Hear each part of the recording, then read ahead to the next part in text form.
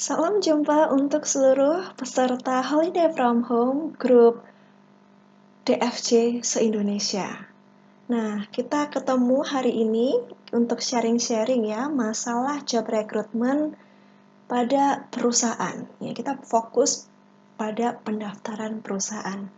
Bersama saya Ima selama 6 hari ke depan kita akan membahas ya hal-hal ini, kita akan sharing berdasarkan pengalaman kita masing-masing. Terima kasih sudah join kelas ini. Saya lihat yang ada di grup, wah ini senior-senior. Usianya lebih banyak daripada saya. Wah ini kayaknya ya, para peserta ini akan banyak cerita juga, nggak hanya saya. Nah nanti bagi yang benar-benar peserta ini pasti mendapatkan banyak hal. Karena bisa dapat dari sisi akademisi dari saya dan juga sisi praktisi dari para senior-senior kita yang join di grup ini. Alright, nah sebelumnya kita buka sama perkenalan dulu ya di pertemuan pertama kali ini. Saya harap setelah 6 hari kita bersama, kita semakin mengenal satu sama lain. Nah untuk pertemuan pertama ini saya mau bercerita ya tentang diri saya juga. Memperkenalkan diri dari yang paling dasar dulu. Nama saya Ima Kristanti. Saat ini saya bekerja sebagai dosen LB, luar biasa ya, dosen LB luar biasa. Benar itu panjangannya luar biasa. Yang artinya adalah part-time faculty. Jadi dosen part-time di jurusan akuntansi Poltek Negeri Malang. Kemudian mungkin pada bertanya-tanya, qualified nggak nih kok bisa sharing-sharing tentang lamar pekerjaan gitu. Emang udah pernah ngelamar pekerjaan kemana aja? Nah ini pengalaman pribadi ya, waktu ya kita semua juga tahu ya melamar kerja itu sulit, ya minta ampun. 2013 saya lulus dan saya harus melamar ke banyak tempat dan semuanya puji Tuhan memberikan pengalaman baru bagi saya. Ya nggak diterima juga, nggak diterima, tapi ada pengalaman. Dan di sini, disclaimer, saya bercerita ya, saya sharing dan membagikan informasi 60% berasal dari akademisi, dari sisi theoretical, dari materi yang biasa kami ajarkan ya ke para mahasiswa pada level S1. Yes. Kemudian sekian persen sisanya berdasarkan dari pengalaman saya waktu bekerja, waktu mendaftar, dan juga dari sharing ketika saya kuliah master, pernah berdiskusi dan melakukan penelitian tentang hal yang serupa kayak gitu. Saya rasa cukup itu perkenalan dari saya. Anda tentu bisa ya tanya-tanya lebih jauh nanti di sesi diskusi, dan juga kalau bagi yang mendengarkan di YouTube, boleh dituliskan di kolom komentar, pasti akan saya balas. So, let's go to the course. Tentu sebagian dari kita pernah mengalami yang namanya melamar pekerjaan. Di film atau di sinetron selalu digambarkan ya, bahwa pencari kerja itu selalu berpakaian rapi, kemudian membawa map, keluar masuk perusahaan.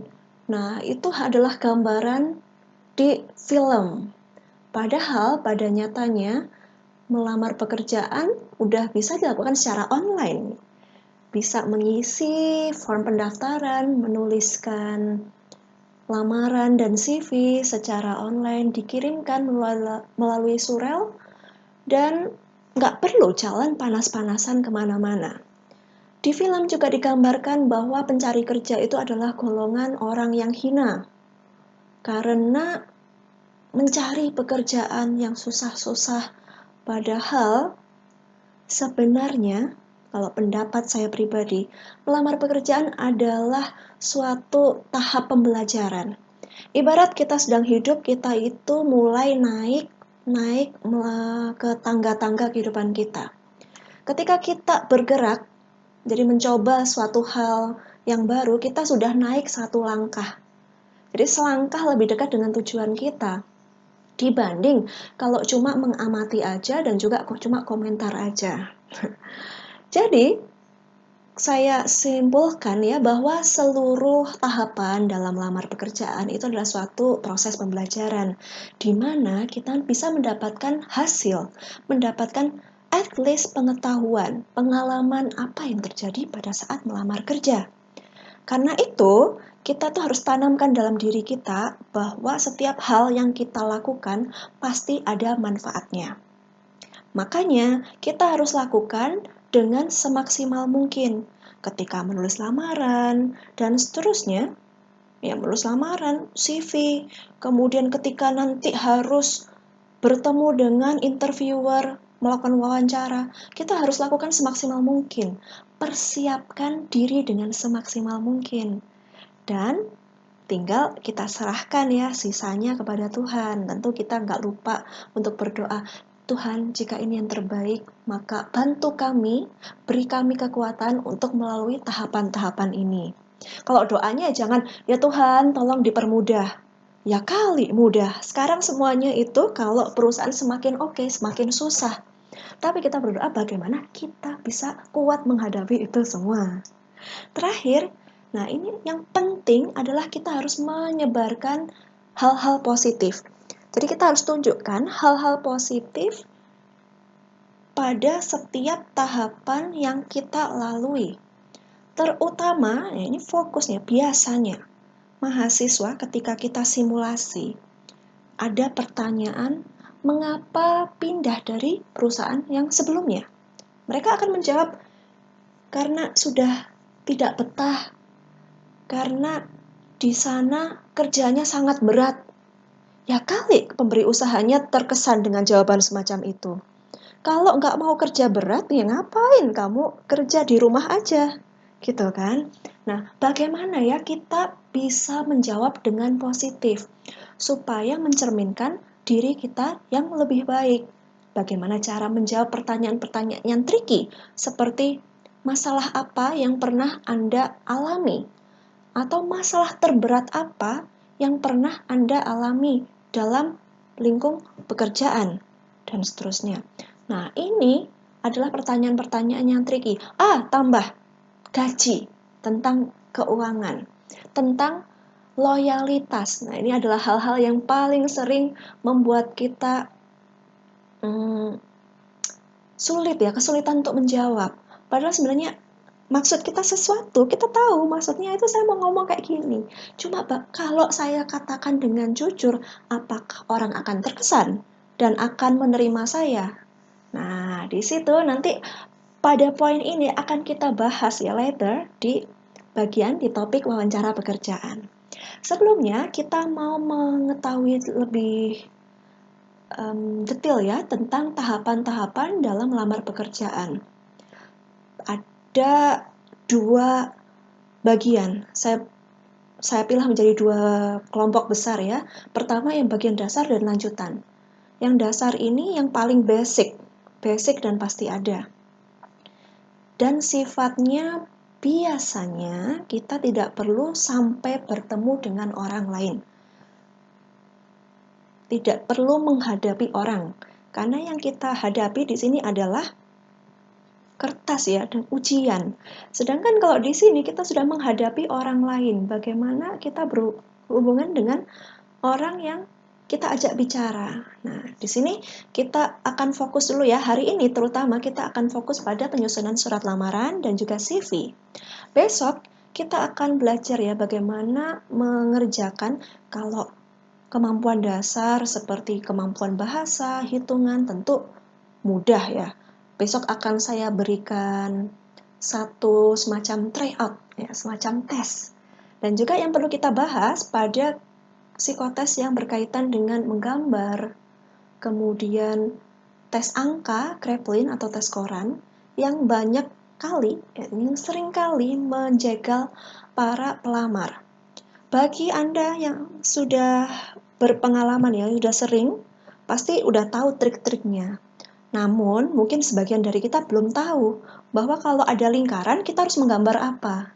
Nah, ini juga harus disesuaikan ya. Tidak ada kunci yang fix seperti itu. Tapi kita harus sesuaikan dengan pribadi kita dan juga bidang yang dituju. Later akan kita bahas secara detail ya, sesuai dengan bidang kita masing-masing.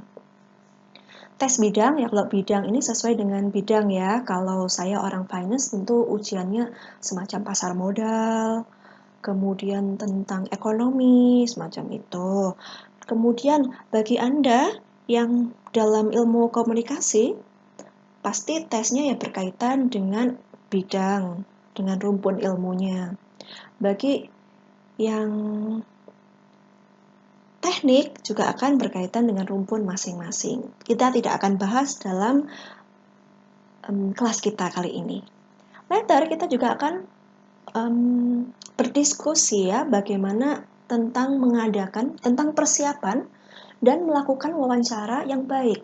Bagaimana menjawab pertanyaan-pertanyaan yang tricky. Dan juga bagaimana menampilkan diri dengan baik. Karena pada saat kita di interview, dilihat dari atas sampai bawah. Nggak hanya apa yang kita katakan, tapi juga penampilan.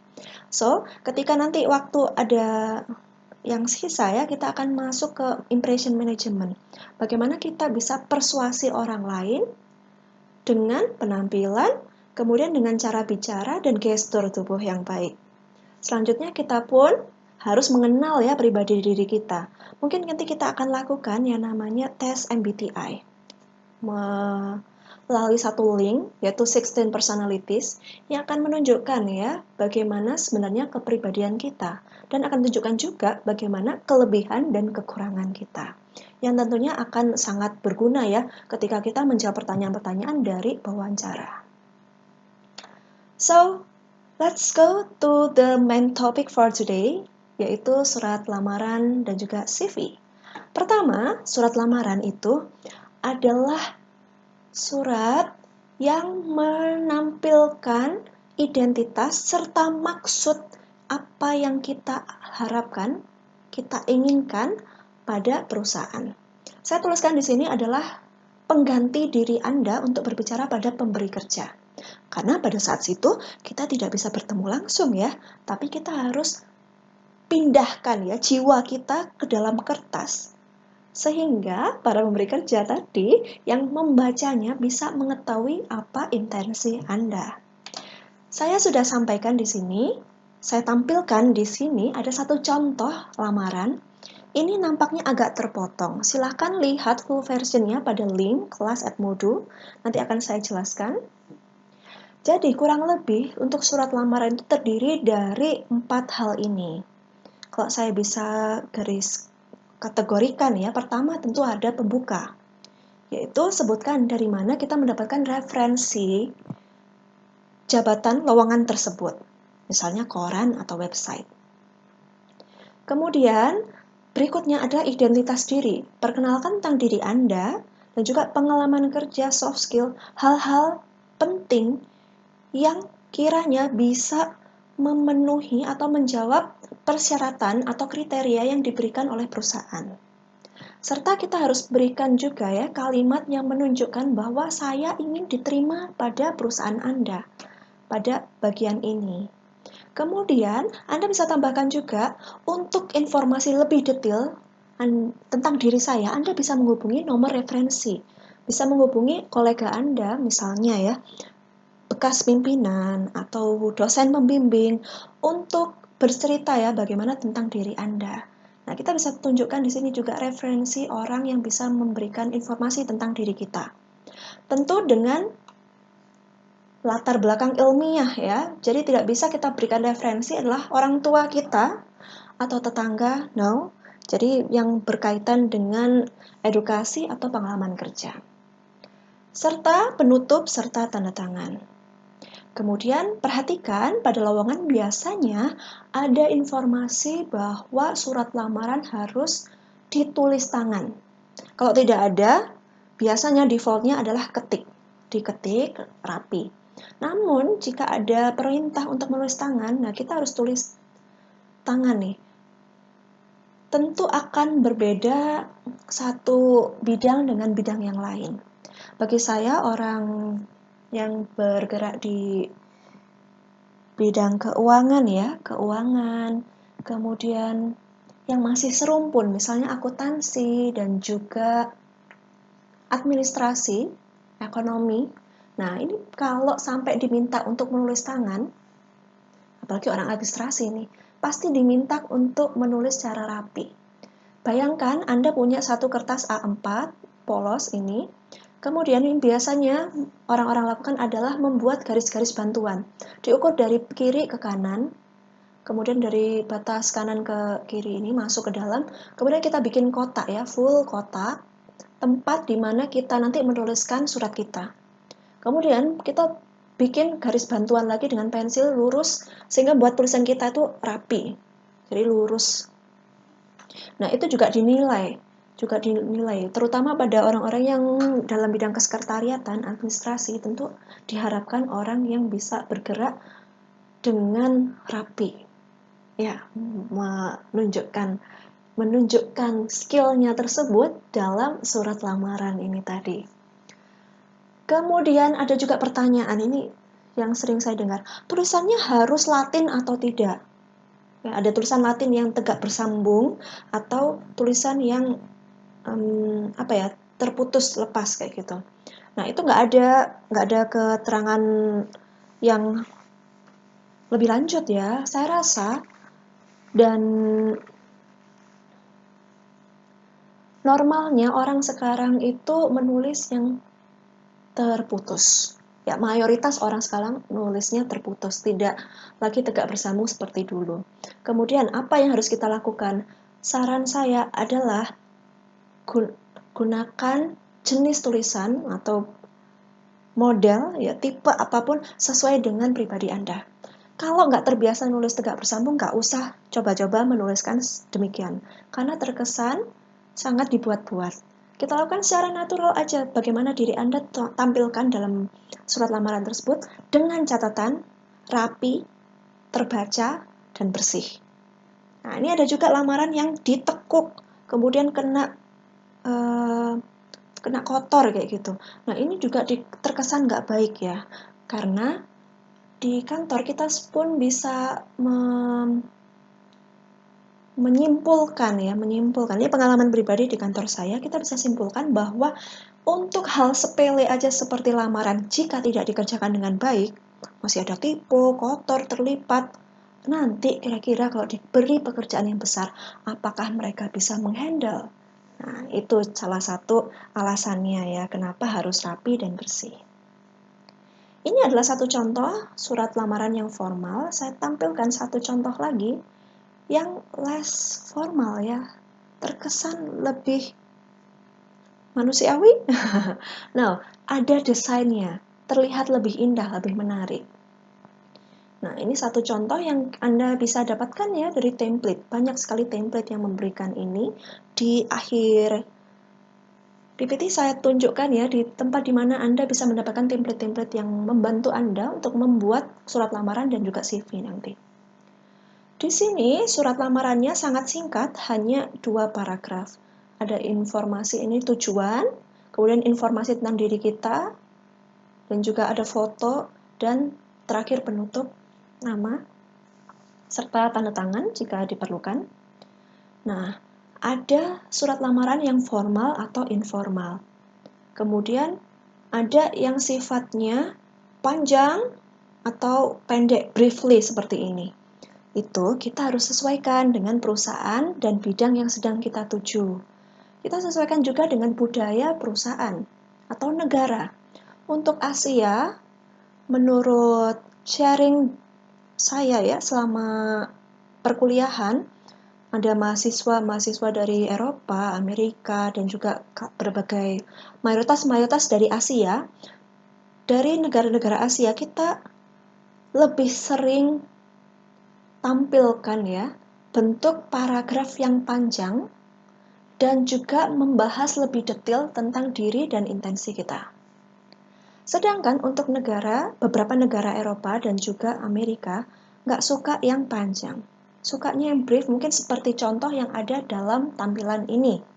Singkat, apa harapan Anda? Karena alasannya ya, kenapa singkat? Karena informasi detail tentang diri dan juga pengalaman akan dibahas pada kurikulum vitae. Kayak gitu.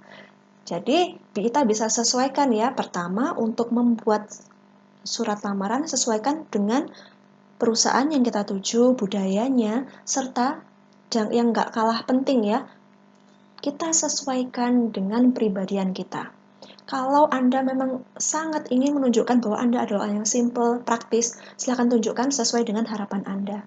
Nggak perlu mencontoh, boleh membaca contoh-contoh yang ada, boleh melihat contoh saya ini.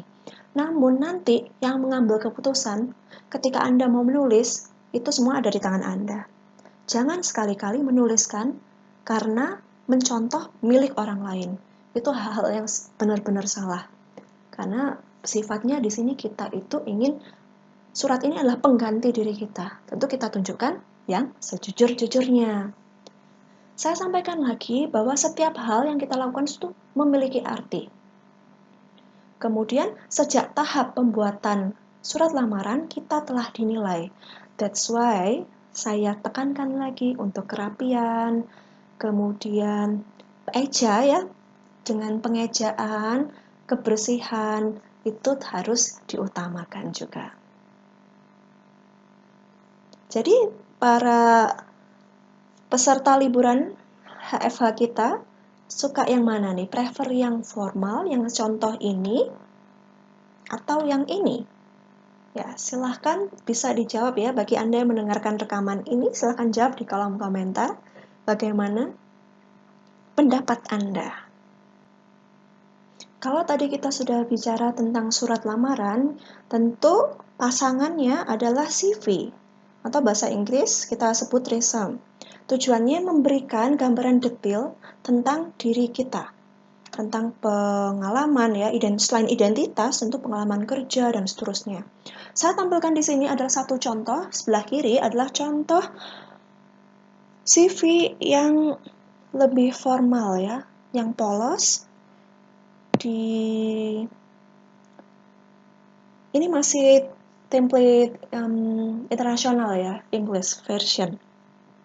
Ada nama, kemudian detail bagaimana cara menghubungi kita ya, how company can reach us kayak gitu. Kemudian education tampilkan di sini, jadi pendidikan yang dijalani, kemudian pengalaman-pengalaman.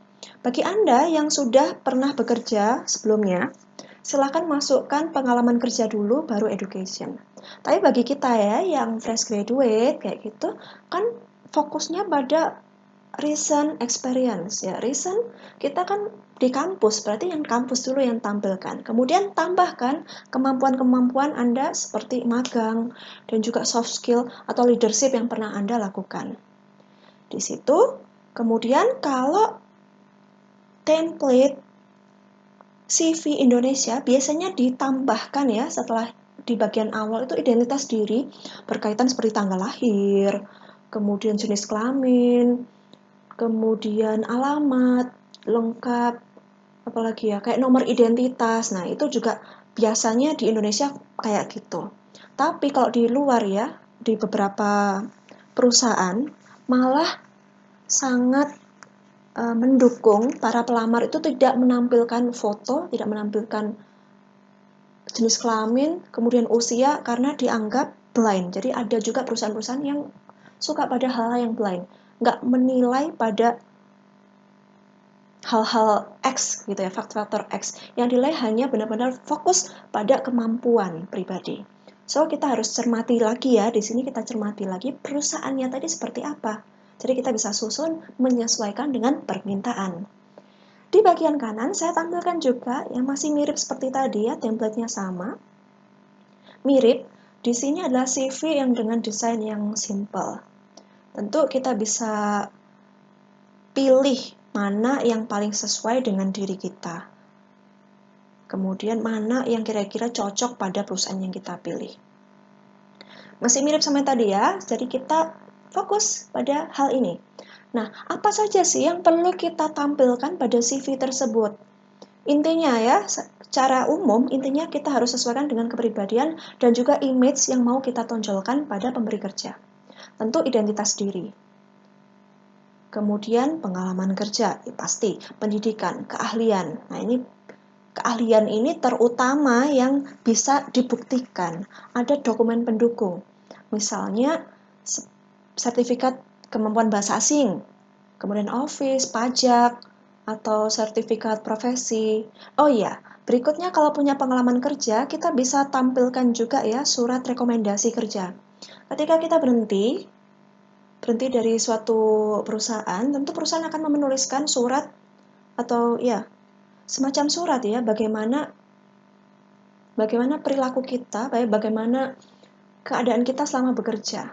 Jadi saya punya satu surat di mana menceritakan ya bahwa orang ini ya telah bekerja mulai tanggal sekian sampai sekian dalam posisi dan selama pekerjaannya tidak pernah terjerat oleh kasus hukum dan tidak pernah melanggar nilai atau norma, misal kayak gitu. Nah, itu bisa kita lampirkan ya sebagai referensi. Kemudian kegiatan charity yang pernah dilakukan. Ini masih kurang hot di Indonesia, jarang sekali. Masih jarang orang tuliskan semacam ini. Namun secara globally orang sudah mulai perhatian pada kegiatan charity. Dianggap bahkan di ini ya sudah mulai diadaptasi oleh Indonesia pada kenaikan pangkat dosen. Nah, ini karena dekat sekali dengan kehidupan saya ya. Pada kenaikan pangkat dosen itu juga harus disebutkan kegiatan pengabdian masyarakat apa yang pernah dilakukan. Nah, itu juga ada poin khususnya. Sama seperti kita bekerja di perusahaan asing misalnya, perusahaan besar, juga diharapkan bahwa si pelamar ini tadi tidak hanya pinter doang, tapi juga peduli pada lingkungan. Seperti itu. Kegiatan charity yang bisa kita tuliskan di sini seperti misalnya aktif donor darah. Tentu kita bisa tuliskan ya, dan beberapa dari kita kalau aktif donor darah punya kartu kan. Nah, itu mungkin juga bisa dilampirkan ketika Anda mau ya. Kemudian, misalnya aktif di kegiatan di masyarakat. Misalnya ikut, kalau mahasiswa ini paling banyak adalah Karang Taruna. Bagaimana dengan kita? Apakah kita juga aktif dalam kegiatan-kegiatan di masyarakat? Nah, Anda sendiri yang tahu ya, ada juga yang aktif di gereja. Menjabat sebagai apa di gereja ini. Tentu kita bisa tampilkan. Ketika Anda, sifatnya tetaplah ya, ketika Anda mau tampilkan. Beberapa orang agak sentimen pada agama. Yes, of course, kita tahu ya. Kalau seperti itu, di perusahaan tersebut tidak terlalu menghargai, kalau kita berikan embel-embel agama, tentu kita bisa hilangkan ya, tidak perlu dalam identitas diri, kita tidak perlu sebutkan. Dan juga kegiatan charity yang sifatnya umum. Jadi Anda tolong selektif untuk ketika menyusun Anda harus selektif memberikan informasi apa yang mau disampaikan. Dan sekali lagi ya, ini disclaimer juga yang belum saya sampaikan di depan. Yang saya sharingkan hari ini adalah pendapat pribadi dan juga dari pengalaman selama ini. Tentu jadikan sebagai pertimbangan saja ya, jangan 100% di copy. Karena sekali lagi saya tekankan bahwa sesuaikan dengan diri Anda masing-masing. Oke, kemudian poin selanjutnya ini yang menarik, sering dibahas di kelas saya terutama ya. Jadi para mahasiswa itu suka menuliskan dan suka bertanya, Bu, apakah hobi dan sosial media penting kita masukkan dalam CV? Jawaban saya penting. Loh, kaget ya, kenapa hobi penting? Bu, masa Bu, hobi penting? Saya tuh hobinya nonton drama Korea. Masa itu penting masuk di CV? Oh, ini tricky juga. Hobi itu dan sosial media memberikan poin tambahan untuk diri kita. Percaya? Nah, karena orang itu akan melihat hobi tadi ya, bentuk hobinya apa, dan sosial media, apa yang kita tampilkan di sosial media kita. Ketika kita memiliki hobi nonton drama Korea, mendengarkan musik, kemudian rebahan, tentu adalah nilai pengurang. Tidak akan menarik, tidak akan memberikan nilai tambah. Namun ketika hobi kita adalah hal-hal yang produktif dan juga menarik, akan lebih memberikan nilai positif, nilai tambahan. Contoh hobi memasak atau berkebun. Tentu akan lebih menarik ya daripada kita bilang hobi kita nonton drama gitu. Karena orang HR itu akan melihat ya bagaimana pribadi orang tersebut juga dari hobinya. Tentu mereka akan lebih tertarik untuk meng-hire orang-orang yang positif dan juga orang-orang yang suka pada keaktifan, sesuatu yang aktif, produktif, menghasilkan sesuatu. Nah, dari sini kita belajar apa? Dari sini kita belajar bahwa sejak saat ini juga kita harus mencari hobi yang menunjang diri kita. Jadi ketika contoh ini mahasiswa saya yang hobinya menonton drama Korea. Kemudian apa yang Anda dapatkan dari drama Korea? Haha, Lee Min Ho ganteng, Bu. Nah, kalau kayak gitu, ya apa bedanya, Mama? Kalau kita ya, jawaban kita masih kayak gitu, apa bedanya sama ya bocah-bocah ini gitu. Jadi kita harus mulai cari hobi-hobi yang baik dan juga kita bisa tampilkan dalam CV kita. Demikian juga dengan sosial media. Pengalaman nyata di kantor ketika saya bekerja, kami membutuhkan satu staf untuk ya staf di kantor ya, bagian administrasi. Kemudian kita biasanya ya kalau melamar tentu kita masukkan nama, identitas, email kayak gitu.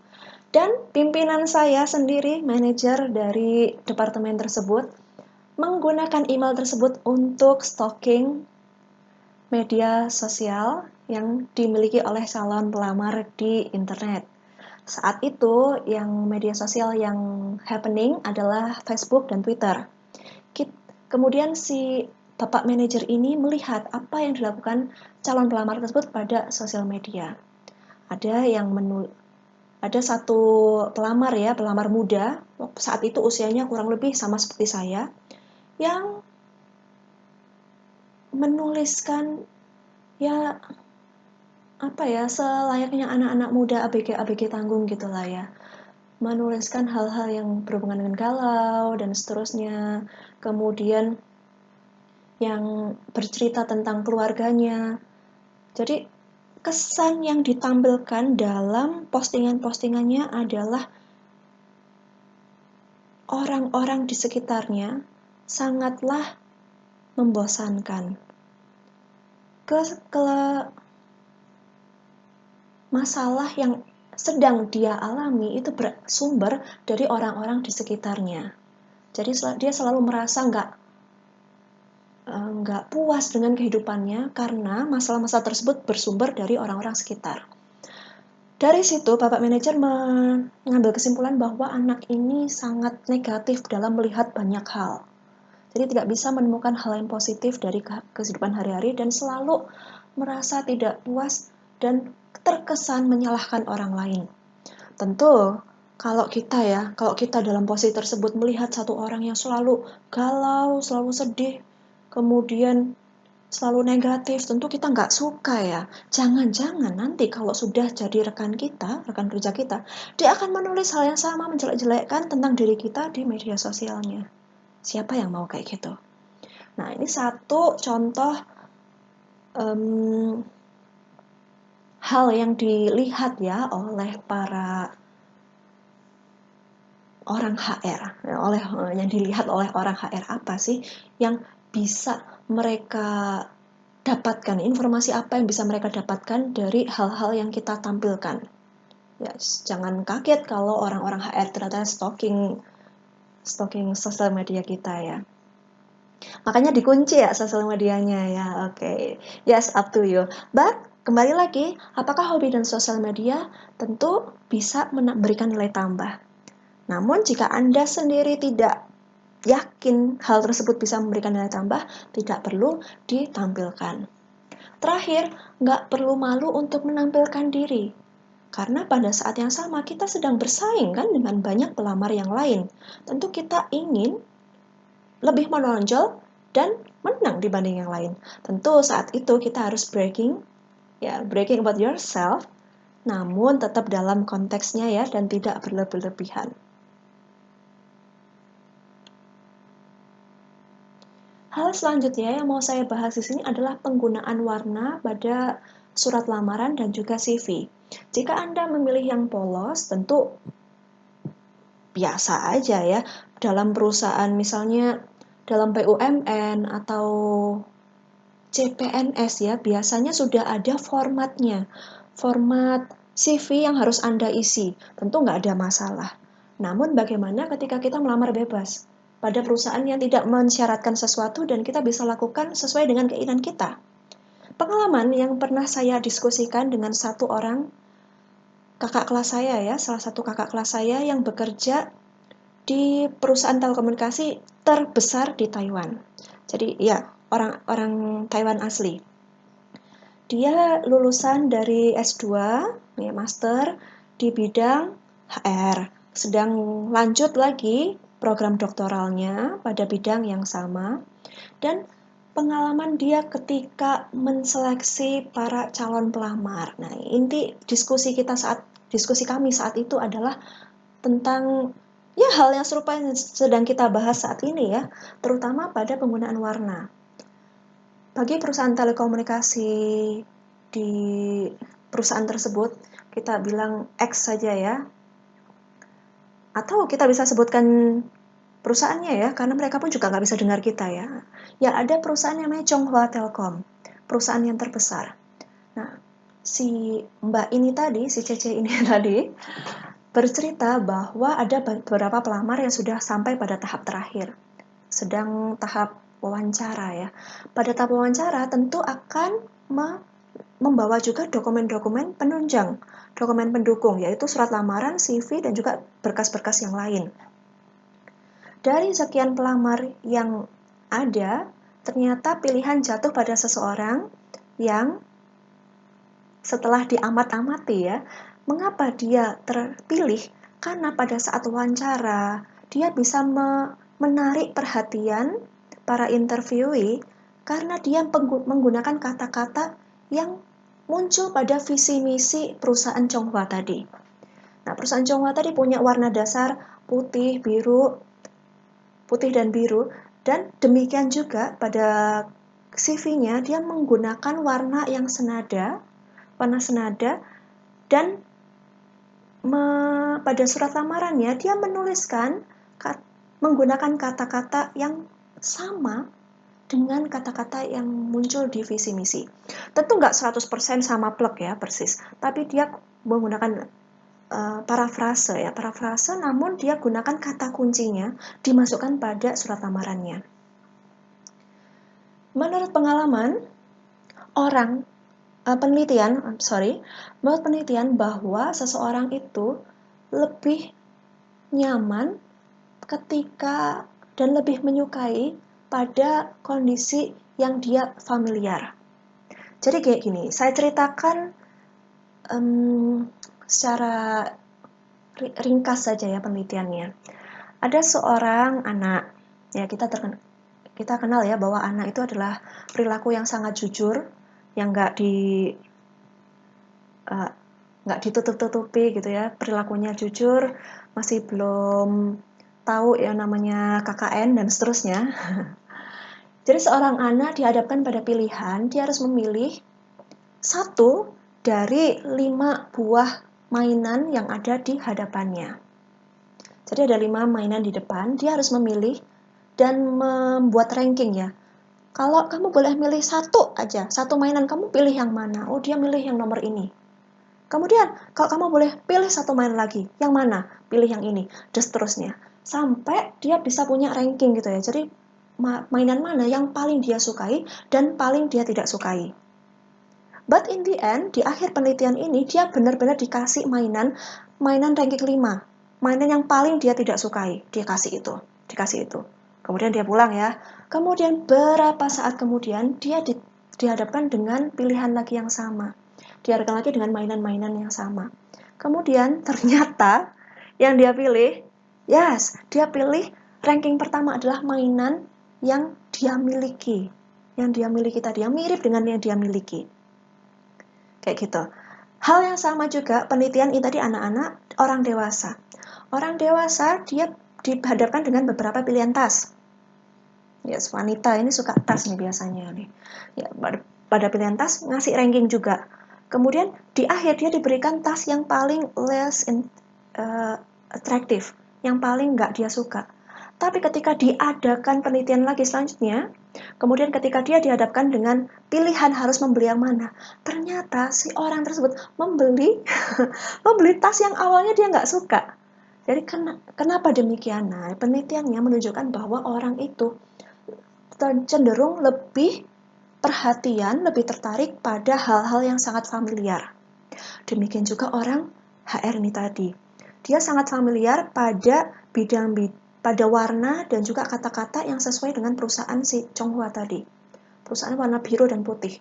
Makanya ketika dia dihadapkan dengan beberapa pelamar dan dia membaca lamaran serta CV, dia kan lebih tertarik pada kata-kata yang familiar. Mengapa saya tertarik pada punyanya pelamar A ini tadi? Karena ternyata di dalamnya dia menggunakan kata-kata atau nilai yang baik ya, milik perusahaan. Bisa ditangkap ya maksud saya ya. Nah, ini buat lebih memperjelas contoh ini tadi, saya sudah tampilkan beberapa logo perusahaan perbankan yang terkemuka di Indonesia.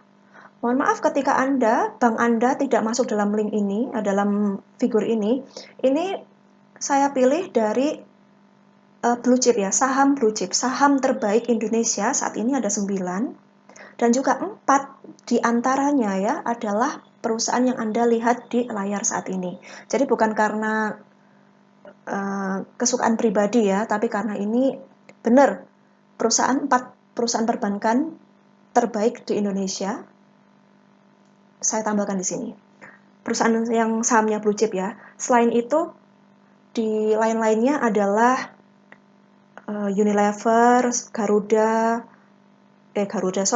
Sampurna, Gudang Garam, kemudian Telkom, sama yang lainnya yang nggak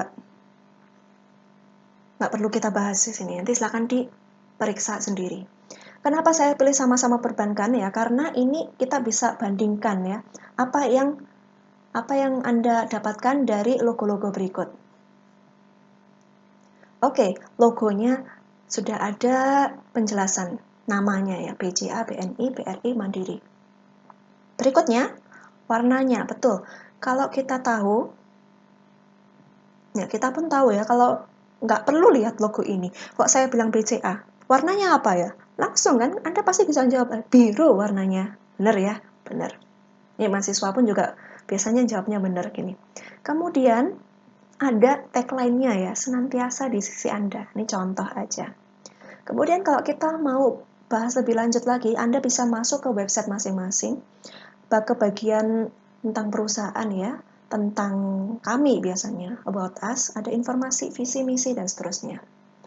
Jadi ketika kita mau menulis lamaran, kita bisa gunakan kata yang dianggap sebagai nilai yang baik. Contoh, BCA, senantiasa di sisi Anda. Berarti kata-katanya ada di mana nih yang tipikal banget? Kalau BRI, apa nih yang tipikal banget? Tulus gitu. BNI, melayani, mandiri, nih, optimistik nih, terdepan, terpercaya tumbuh bersama Anda. Nah, kita bisa gunakan ya kata-kata tersebut dalam lamaran kita. Ini tadi contoh perbankan. Kemudian, bagaimana dengan warna? Nah, ini juga ada warnanya ya. Ini kemudian saya mau tunjukkan juga perusahaan-perusahaan unicorn dan dekakorn di Indonesia. Ada hal yang paling tipikal dari 5 perusahaan ini. Gojek, kalau sekarang logonya kayak udah nggak gini ya. Tapi warnanya apa? Ya, kita bisa baca ya. Kemudian Tokopedia. Hewannya hewan apa itu? Bukalapak, warna dasarnya. Kemudian Traveloka dan OVO. Oke, ini 5 perusahaan unicorn sama dekakorn di Indonesia. Nah, sudah kita bisa ambil kesimpulan ya bahwa ada warna yang tipikal banget. So, misal ketika kita melamar pada perusahaan, let's say OVO ini, berarti mungkin di surat lamaran dan CV kita nanti gunakan warna polos ya, dasar putih, oke. Dengan tambahan desain, misalnya mau pakai desain ya, desain warna apa yang sesuai? Pink, atau ungu seperti ini ya, itu silahkan Anda ambil kesimpulan. Ini tadi saran dari saya ya, silahkan bisa kalau dirasa bagus boleh dipakai. Kemudian kita amati pula pada visi misi ini yang saya sampaikan tadi. BUMN nih, saya ambil contoh yang paling gampang, listrik, PLN, kemudian logonya BUMN ini hadir untuk negeri. Kemudian di website PLN saat ini juga ada tulisan bahwa bersama SDM unggul, terangi Indonesia. Kita amati nilai yang dianggap penting. Dalam visi ada kata-kata bertumbuh kembang, unggul, terpercaya. Kemudian dalam misi ada kata-kata kepuasan, meningkatkan kualitas kehidupan, pendorong kegiatan ekonomi, berwawasan lingkungan. Serta pada motonya, kehidupan yang lebih baik. Nah, dari kata-kata ini, atau Anda bisa temukan ya kata-kata lain yang Anda rasa ini penting, gunakan kata-kata tersebut dalam surat lamaran. Karena lagi, biasanya orang akan lebih tertarik pada hal yang familiar. Ketika kita menggunakan kata-kata yang familiar bagi mereka, bukankah itu bisa menjadi nilai tambah? Who knows, siapa tahu. Yang penting kan kita usaha. Masalah hasilnya ya kita serahkan lagi pada Tuhan. Penting udah usaha. Yes, jadi silahkan rekan-rekan ya, teman-teman itu bisa dapatkan template-template yang menarik dari contoh-contoh ini ya. Ini saya nggak promo, nggak dibayar juga, tapi saya mau berbagi aja kira-kira kalau mau dapat suasana baru, biar nggak susah-susah desain dari mana. Kemudian, kalau bicara tentang logo, ini ada satu perusahaan lagi yang bagus nih. Ini juga satu perusahaan yang saham terbaik di Indonesia nih, Unilever. Ingat ya, logonya Unilever kan U gitu. Tapi detailnya di dalam U tadi itu ada apa? Ada yang pernah ngamati nggak? Di dalam U-nya Unilever itu ternyata ada penyusunnya macam-macam. Ada bentuk es krim, ada bentuk gelombang, ada bentuk pakaian. Nah, itu menunjukkan apa? Silahkan Anda penelitian lebih lanjut ya. Oke, yuk kita diskusi sekarang. Bagi Anda yang punya pertanyaan, boleh silahkan tulis di kolom komentar sekarang. Ya, nanti saya jawabnya di kolom komentar juga ya. Oke, saya rasa cukup sekian penjelasan dari saya ya. Besok kita akan bertemu untuk membahas tentang tes kemampuan dasar nih dan juga psikotes. Saya rasa satu pertemuan kayaknya bisa tercover semua. Mungkin kita agak lebih cepat daripada silabus kita. It's okay. Nah, karena tes ada soal pilihan ganda yang mau kita coba nih. Silahkan masuk ke kelas Edmodo. Bagaimana sih Edmodo itu? Ini kayak kelas online kayak gitu ya. Ada grup dan di sana nanti saya bisa berikan materi, kemudian bisa berikan quiz yang bisa Anda kerjakan. Kemudian kalau butuh cara detail lebih jelasnya ya silahkan buka di PDF, ada PDF Edmodo Group Join Instruction, ada instruksinya. Sekilas info, jadi waktu saya kuliah S2 di kampus saya dulu, kami tuh punya yang namanya Moodle ya, semacam ini ya, semacam Edmodo kayak gitu, buat akses materi-materi. Jadi mirip ya, kelas kita ini kayak kelas master di Taipei gitu. Alright, dan PPT hari ini serta podcast penjelasan dapat diunduh juga di Edmodo. Dan rekaman ini saya usahakan untuk selalu posting di YouTube channel saya ya. Saya punya YouTube channel yang full education. Kelas saya selalu terbuka untuk umum ya. Jadi saya pernah mengajar manajemen juga, Anda bisa cek juga di YouTube channel saya, dan no clickbait. Jadi semuanya full education, nggak ada clickbait. Nggak perlu subscribe, nggak apa-apa. Saya nggak butuh subscriber. Tapi kalau mau subscribe, kemudian mau kasih like, dan juga mau kasih saran. Nah, ini malah saya tunggu saran-sarannya nih. Bagaimana sih caranya supaya kelasnya lebih menyenangkan? Kayak gitu. Karena saya dapat saran nggak cuma dari anak ABG aja ya, dari mahasiswa. Kalau dari orang dewasa apa ya sarannya gitu. Oke, saya tunggu saran-sarannya. Kita ketemu besok. Bye-bye.